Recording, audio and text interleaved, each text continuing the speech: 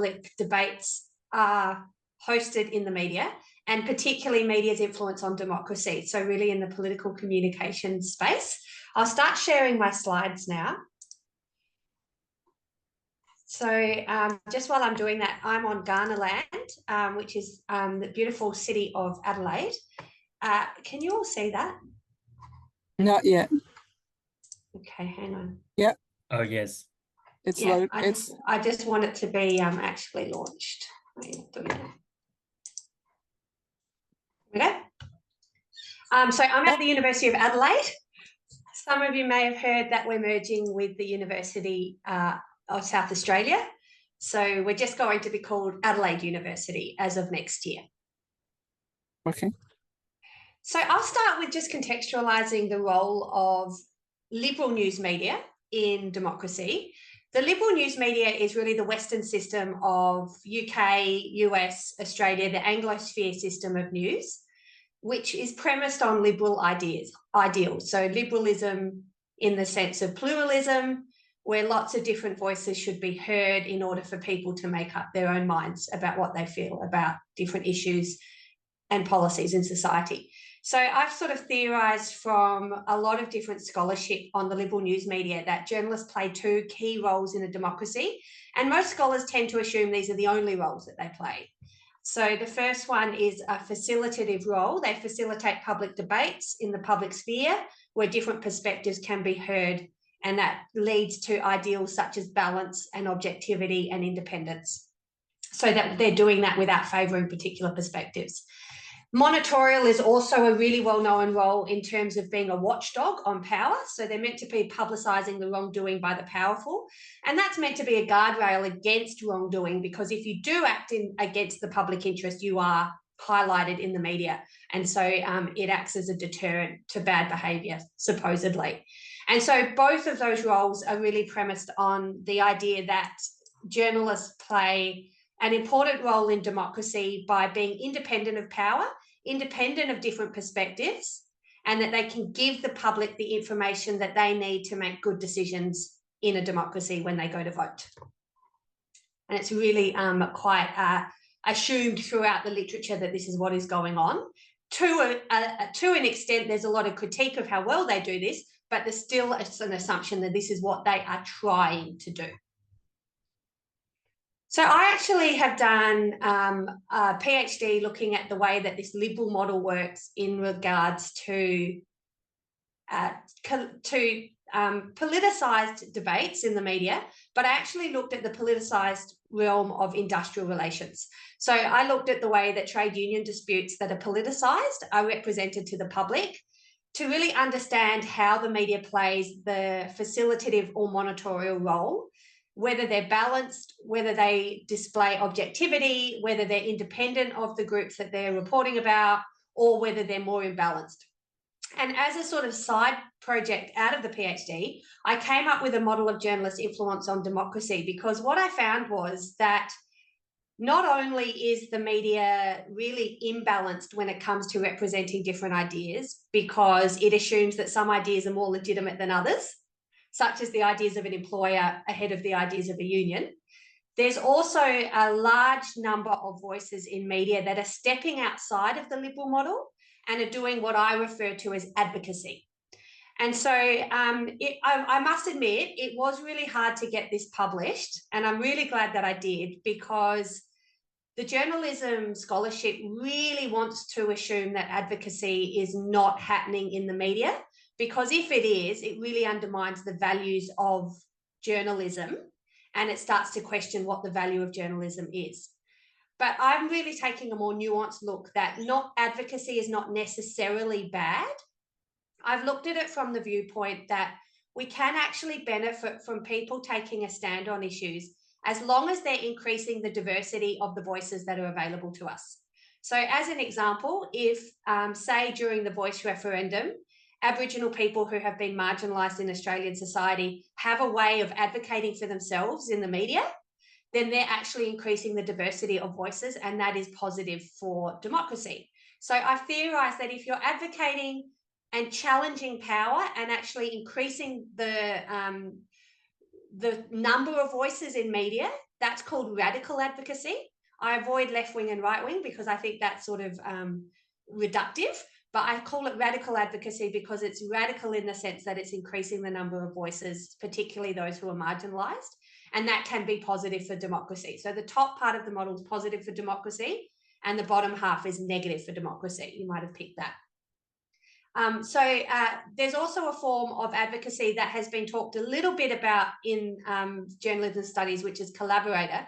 That's where you're really thinking about the journalist collaborating with the state. So when it's state media, which is like authoritarian systems. But there is a form of collaboration that can be positive for democracy. If, for instance, during a pandemic, the government is using the power of the media to help educate the public to keep them safe, that would be a sort of healthy form of collaboration. But I've put most of the collaborator model into the negative column because it's negative in the sense it reduces the diversity of voices and it doesn't allow voices to challenge power, which is a key part of what journalism is meant to be able to do. But I don't think that there's a huge amount of collaboration going on in the Western media system, but it's still there if anyone wanted to theorize about it. And then I've also been the first scholar to coin the idea of conservative advocacy, which was really based on News Corp in their representation of this industrial debate, where they were not only one-sided in the view of being anti-union and anti-Labor government along with it, but they were so one-sided that what I theorised was that they actually took the side in parallel with the employer in trying to bash the union. And that is a form of conservative advocacy, which I have theorised is negative for democracy because it reduces the ability of people to actually advocate to challenge power. It takes the position of usually the status quo in avoiding progressive challenges to power. And so when you look at that view from things like climate change, taking the side of fossil fuels, to the Voice referendum, taking the side of the No campaign, you can see that News Corp particularly really embodies a form of taking sides in a democratic debate. But the dangerous thing that they're doing, and this is what I'm going to go into in a bit more detail in terms of the Voice referendum, is they present themselves like they are actually working in the Liberal model. So they use what I call the facade of the Liberal model of journalism to say they balance, to say they're objective, when they are actually doing something very different, which is intervening in democracy as conservative advocates. So this sort of adds to studies of conservative media, which is becoming quite a big niche, particularly in America, where people are trying to understand how basically outlets like Breitbart and Fox News fit within the journalism realm. So Fox News has always been really considered to be right-wing biased, and I guess we all sort of call them partisan media for that reason. But there's more and more scholars who are saying it's more than just journalism and commentary. It's actually a form of political propaganda. So this means that Fox News is one of many conservative outlets that particularly Bauer and Nadler have theorised alongside Breitbart and Lindbergh are actually contributing to a conservative news culture, which is very different from your mainstream journalism that we've come to expect. These outlets are also described as reviving the old style of 1700s and 1800s news, where it was called like the yellow press, or media was shaped for partisan purposes. It was actually the original newspapers that were designed to advocate. They were designed to represent particular interests. And it was only in the 1900s that the objectivity value rose to try to look like they were being more representative of mainstream opinion and lots of different voices. But Bart suggests that maybe this is Fox News, etc., going back to the way that it used to be, where media was used really in the accumulation of power. So many of the studies don't call these outlets conservative advocates, but get very close to doing so. And so they've been really helpful in my theorising to actually say it's not just me who is saying this. Christ has said they're working for segments of the public. They're crusading by imploring actions from their audiences. They're not just reporting, they're crusading. They've been described as both informing but also mobilising particularly Republican audiences. And they often perform the roles associated with party leaders. So, you know, all the way down to picking, candidates that they think should run. And I think it's really, really important to note that the Trump administration is absolutely full of Fox News personalities now. And one of the reasons for that is that they've been acting as quasi politicians. And they've been going in the media and defending the Republican administration to the point where Trump sees them as really loyal participants in his movement and has actually given them positions in the administration because they are advocates in that way. So I can't think of a better way to prove that they are actually conservative advocates. So going back to the liberal media, really important to note that the audience expects in the US, the UK and Australia, even when there is bias, they do expect to see diverse perspectives in the media so that they can decide for themselves which different policies they support. And so being able to sort of understand where different positions sit and make that call is really important. But we're coming to a point where if you are the audience for some of these conservative outlets, you're not getting any diversity of perspective, and you're just being told really what the truth is. And, truth is a contested concept. But I think it was noteworthy that Bill O'Reilly, the famous ex-Fox News host, the O'Reilly factor, he actually admitted, I think in more like a personal conversation, that their slogan, "We report, you decide," is more accurately coined, "We report, we decide."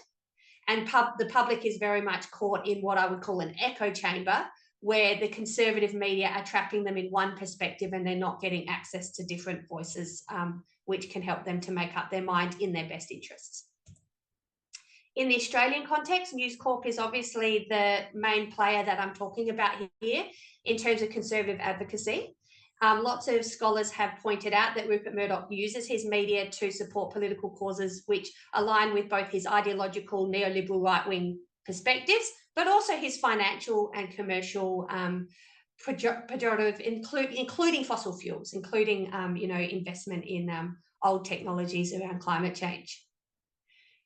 One particular study by Hobbs and McKnight found that News Corp campaigned against Labor Prime Ministers Kevin Rudd and Julia Gillard. The famous front page of the Daily Telegraph is on the slide. You finally have a chance to kick this mob out.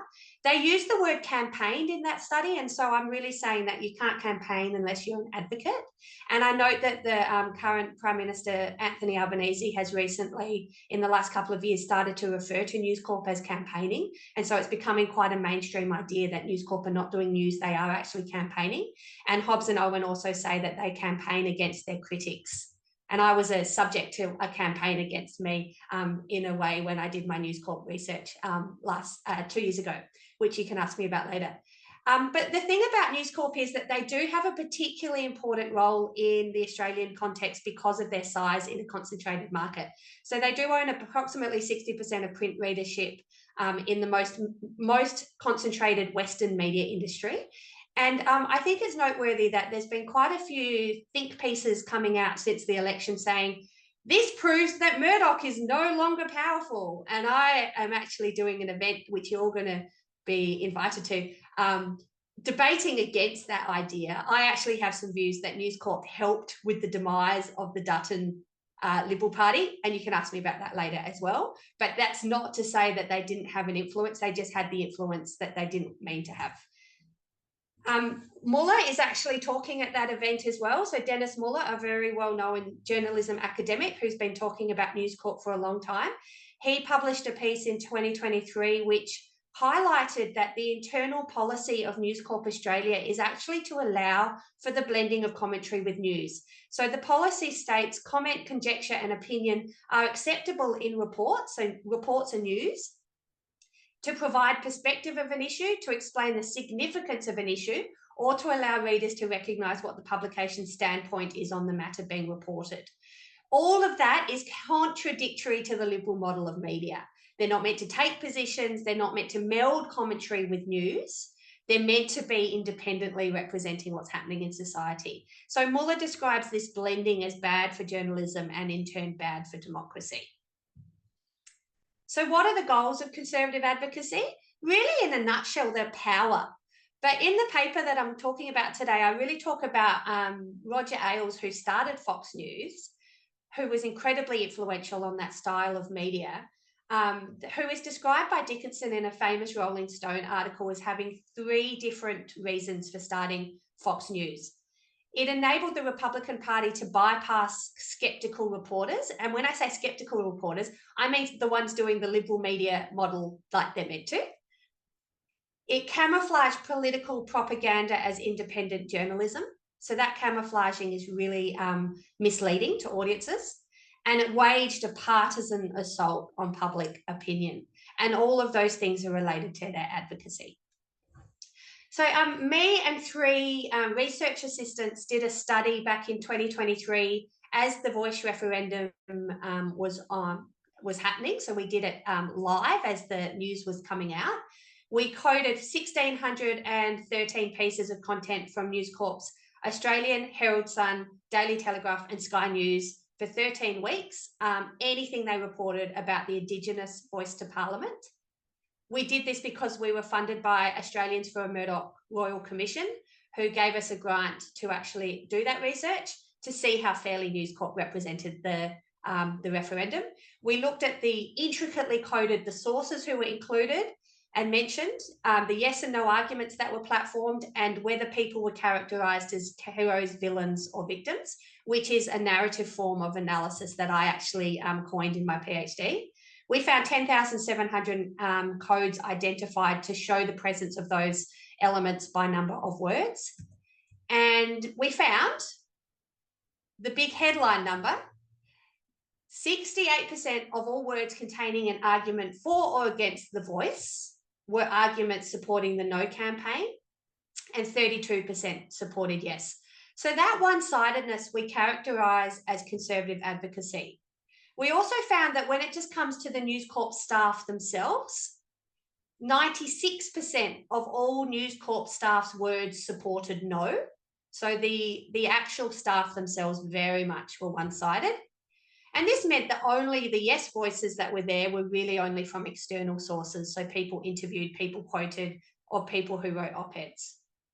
We theorised that this is more than one-sided. It's more than biased or partisan. It's a deliberate intervention in the Voice referendum through advocating for people to vote no.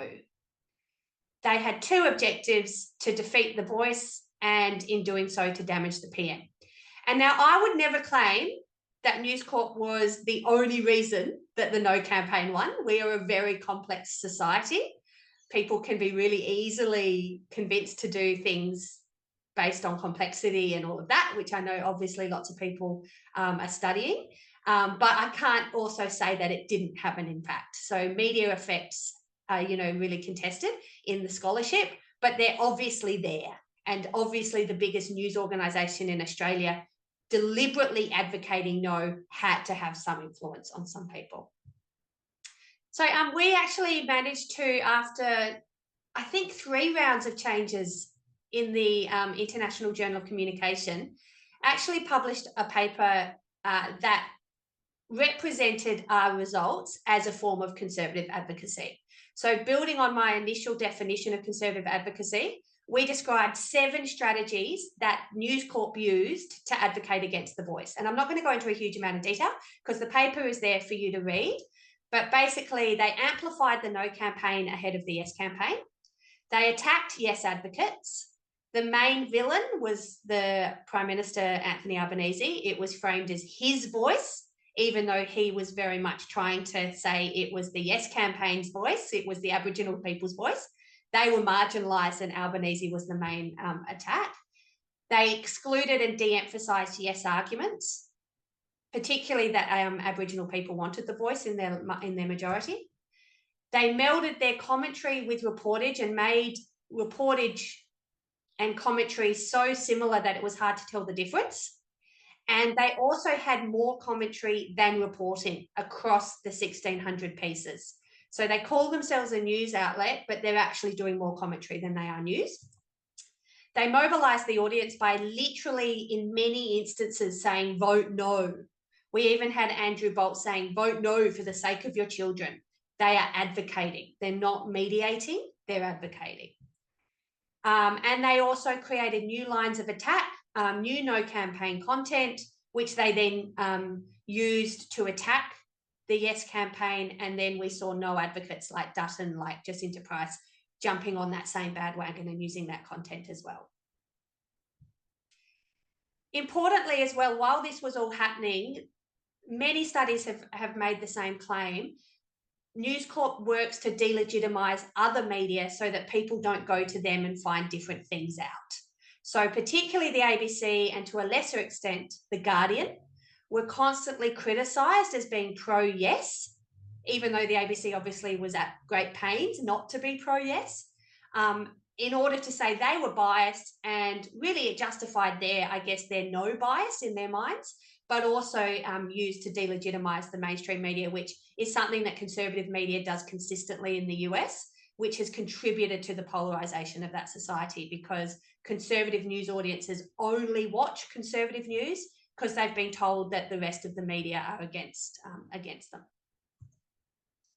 So I'm just going to finish really briefly with how this applies to climate change. So I also did a study looking at the way that the whole of Australian media reported about climate when we were going through the 2019-2020 bushfire season, that horrific season just before we were hit by the COVID-19 pandemic. And then also the 2022 major floods that occurred, that both climate-driven unnatural disasters, I guess you could call them. And I wanted to know, while these events were taking place, how much the Australian media actually talked about climate change in relation to them. That's been published in a book edited by Professor Simon Cottle called Communicating a World in Crisis, and it's called Evaluating Reporting Roles in Climate Disasters. That one is actually open source, that book. They got funding to actually make that non-paywalled, so it's actually available for free. So if you'd like to download that, you are welcome.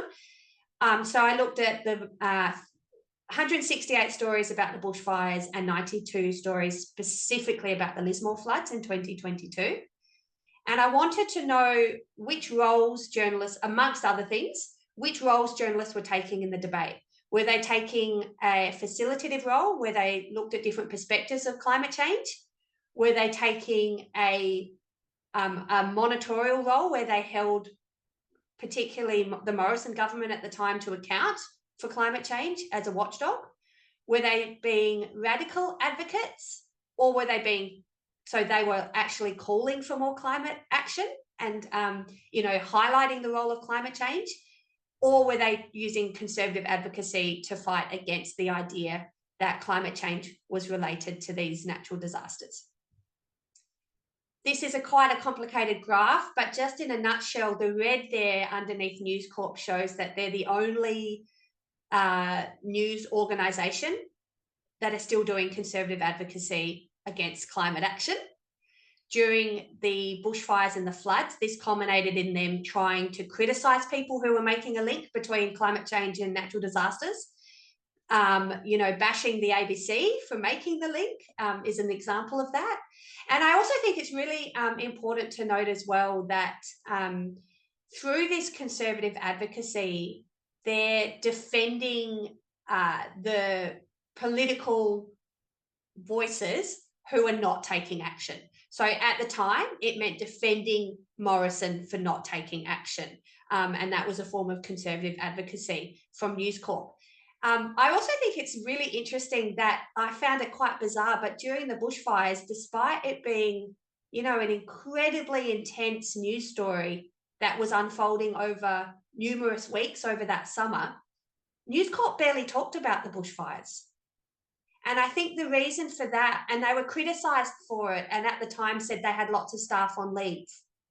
But I think that the reason for that was that they didn't actually want to highlight the disaster because it was so obviously a political problem for Morrison, who you might recall at the time said he did not hold a hose and came under a huge amount of political pressure and really lost his political legitimacy over that summer, if you ask me.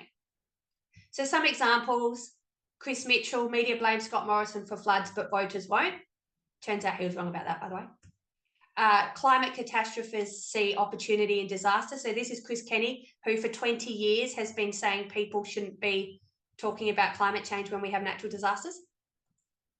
And Nick Cater, bushfires, Scott Morrison cops the heat, unlike too cool Justin Trudeau. So it's not fair for him to cop the heat over bushfires. So that's me.